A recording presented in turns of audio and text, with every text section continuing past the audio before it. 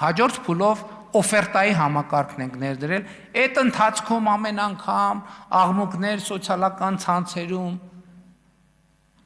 էլեկտրոնային առողջապահության համակարգն ենք զարգացել։ Հիշում եք աղմուկները, որ վա, ես էլեկտրոնային դեղատոմսեր ես, ինչա, մարդկանց եւ այլն եւ այլն։ Եթե մենք էլեկտրոնային դեղատոմսի համակարգ չունենայինք եւ այդպիսի բարեփոխումներ չունենայինք, այսօր երկինք էլ թռնեինք, չենք կարող ունենալ առողջության ապահովագրության համակարգ։ Եվ բոլոր այն բարեփոխումները, որ ցավոտ են եղել, որ մեզ քննադատել են, այդ ամեն ինչը մենք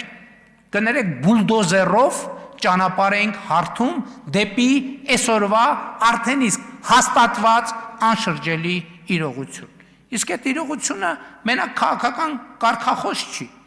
Ես արդեն ասացի, կյանքի միջին տեղողությունը այդ բուլդոզերի աշխատանքի ընթացքում Հայաստանում հասել է 78.6։ Սա դեռ առողջության ապահովագրության համակարգը ներդրված չի, այլ ընդամենը մենք քայլում ենք դեպի այդ ուղղությամբ եւ արդյունքում ինչ ունենք 2017 թվականի համեմատ առողջապահության բյուջեն Հայաստանում Հանրապետությունում 2.6 անգամ աճել է, 157%-ով աճել է։ Եվ հիմա հիմնական խնդրեմը, որի մասին մենք սովորաբար խոսում ենք, թե դե կառավարությունը էլի թվերա, որ ասում է, թիվը ասում են, բայց ինչ կապ ունի դա մարդկանց հետ։ Այդ կապը շատ կոնկրետ է։ Ինչալոց ասեմ, եթե հետևում եք, նրանք ովքեր հետևում են մեր մարզային այցերին, դա ամենահաճախ լսվող խոսակցությունն է, երբ որ մարդիկ մոտենում են, երեգել Արարատի մարզում մարդա մոտեցել, ասում է վերջին, ինքը իր ձևակերպում է, ասում է վերջին մի ամսվա մեջ դուք իմ վրա 1 միլիոն դրամի ծախս եք արել։ Ինչ նկատի ունի քաղաքացին։ Ես ուզում եմ ձեզ ասել, օրինակ, երեկվա հունվարի 1-ից մինչև 3 Հայաստանի Հանրապետությունում 439 թոշակառու անձ 65+ տարիքի 439 անձ ստացել է 4 միլիոն դրամ եւ ավելի արժողությամբ առողջապահական ծառայություն։ Հասկանում եք, 439 մարդ պետությունը Հայաստանի Հանրապետությունը այդ մարդու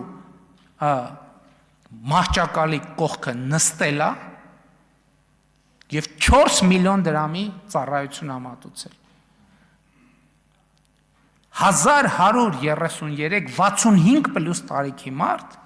ստացել է 2 միլիոնից 4 միլիոն դրամ արժեքով ծառայություն։ 4721 մարդ, այս թվերը, նրանք ովքեր այս թվերը կասկածի տակ առնեն, մենք կարող ենք անուն ազգանուններ, չէ, մի րոպե, բժշկական գաղտնիք, բժշկական գաղտնիք, հա, բայց մեծ հաշվով, այո, կարող ենք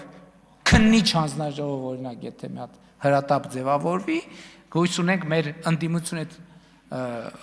եթե ուզում է, մի րոպե, որ ասցի, 1133 մարդ, 2 միլիոնից 4 միլիոն դրամի ծառայություն, 4721 մարդ 65+-ների մասին եմ ես հիմա միայն խոսում, 1 միլիոնից 2 միլիոն դրամի արժողությամբ ծառայություն, 9129 մարդ 500,000-ից 1 միլիոն դրամ արժեքի բժշկական ծառայություն,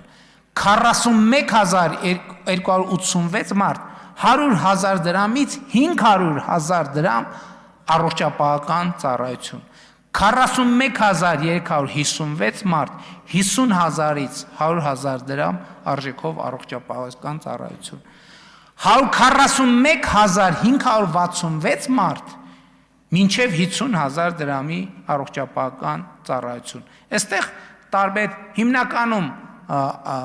վերջին սեգմենտը դեղերն են եւ փոքր կոնսուլտացիաներ, հետազոտություններ եւ այլն եւ այդպես շարունակ։ Եվ ընդհանուր առմամբ 3 ամսվա մեջ մենք 34 միլիարդ 110 միլիոն դրամ ծառայություն ենք մատուցել 239,630 65 պլյուս տարիքի անձանց։ Ուզում եմ ձեզ ներկայացնել նաև սոցիալական ամենատարբեր խմբերի ստացած ծառայությունների վիճակագրությունը։ Մասնավորապես սոցիալական տարբեր խմբերի անապահով, հաշմանդամություն ունեցող անձ եւ այլն եւ այդպես շարունակ։ 153 անձ ստացել է 4 միլիոն դրամ եւ ավելի առողջապահական ծառայություն։ Հաշմանդամություն ունեցող կամ աղքատության կամ ծայրահեղ աղքատության մեջ գտնվող մարդը Հայաստանի Հանրապետությունում ստացել է 4 միլիոն դրամ պլյուս արժեքով ծառայություն, 153 այդպիսի մարդ։ 236 այդպիսի մարդ ստացել է 2 միլիոնի 4 միլիոն դրամի այդպիսի առողջապահական ծառայություն։ 1097 մարդ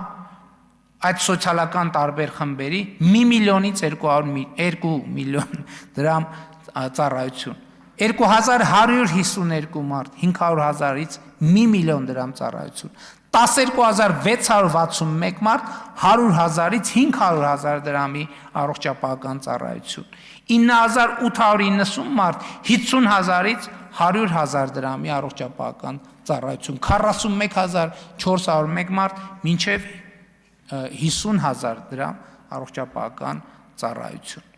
Այսինքն ես հիմա հասկացա, որ ինձ չի հաջողվի, եթե ես իմ ամենակ առողջության ապահովագրության մասին խոսեմ, ելույթը կավարտվի։ Հիմա այստեղ առողջության ապահովագրության հատվածը ընդհատում եմ եւ անցնում եմ ուրիշ կենսաթոշակների բարձրացմանը։ Հարգելի գործընկերներ, հաճույքով եմ արձանագրում, որ մենք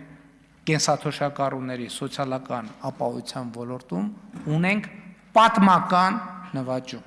Հայաստանի Հանրապետության պատմության մեջ առաջին անգամ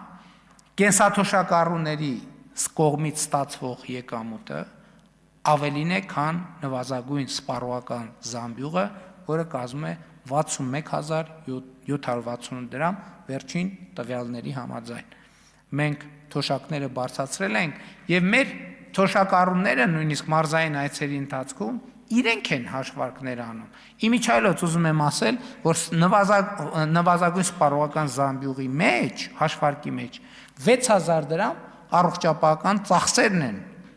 Այսինքն, այս էլ եթե այն արդեն մի կողմ դրեցինք, իհարկե 63-ից 65 տարեկանների համար այլ հաշվարկ է գործում։ Բայց այս էլ ինչի ենք մենք հեղափոխությունից 8 տարի անց այս նվաճումը արձանագրում,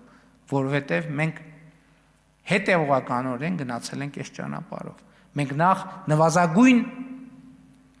թոշակն ենք կրկնապատկել 2019 թվականին։ Հետո մենք հաջորդ քայլով նվազագույն կենսաթոշակը համապատասխանեցրել ենք նվազագույն պարենային զամբյուղին, որպեսզի համոզված լինենք, որ Հայաստանի Հանրապետությունում պատկերավոր ասած սոված թոշակառու չկա։ Հիմա մենք դա ապահովել ենք նաև նվազագույն սպառողական զամբյուղը եւ սա հիրավի պատմական ձեռքբերում է թոշակառուների սոցիալական ապահովության ոլորտում։ 2023 թվականի հունվարի 1-ից մենք ամբողջությամբ վերափոխեցինք մինչև 2 տարեկան երեխաների խնամքի նպաստը ներդրեցինք նոր համակարգ։ Մինչև այս նպաստը ստանում էին միայն աշխատող եւ արձակուրդի մեջ գտնվող մայրիկները։ Մենք 2 բան արեցինք։ Առաջինը մենք նախ այս նպաստի բազային դրույքաչափը մեծացրեցինք 28000 դրամից դարձնելով 31700 դրամ, այստեղ թվերի մեջ եթե մի քիչ խառնեմ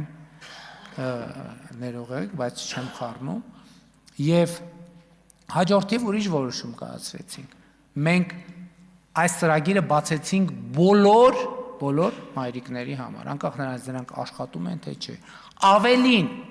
գյուղական վայրերում ապրող եւ աշխատող մայրիկների համար այդ նպաստը սահմանեցինք կրկնակիից ավել 69000 100 դրամ։